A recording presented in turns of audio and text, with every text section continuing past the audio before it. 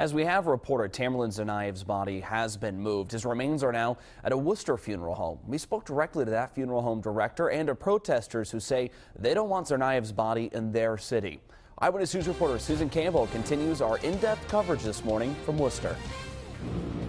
Things are certainly much quieter now, but I can tell you there are a lot of people who are very upset that Tamerlan Tsarnaev's body is inside that funeral home here in Worcester. Protesters rally outside of the Worcester funeral home where the body of Tamerlan Tsarnaev, one of the Boston bombing suspects, lies. Some people holding signs that say Boston strong, others with signs that read send him back. The man's a terrorist and a baby killer, and I don't want him buried on my soil. We don't want him over here.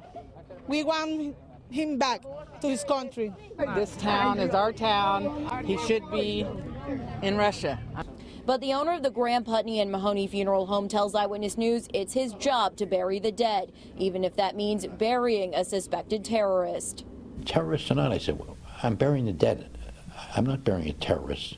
I told the family, too, if there's not enough money, I'll put in the difference. And also, we're not going to file for any state burial funds, not on like welfare, not at all.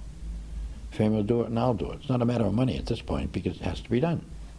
Peter Steffen says he's been working with Tsarnaev's uncle on funeral arrangements, but Steffen says plans have stalled because he can't find a cemetery that will accept Tsarnaev's body. So what do you do if you can't find a cemetery that takes him? What's the next step? The next step is to get a hold of the FBI and the federal government and say, guess what? I've helped you this time, now it's your turn.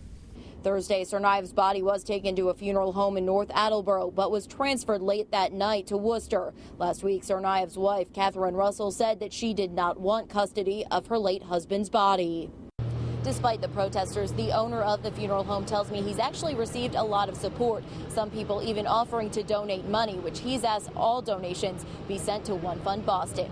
In Worcester with the Mobile Newsroom, Susan Campbell, Eyewitness News.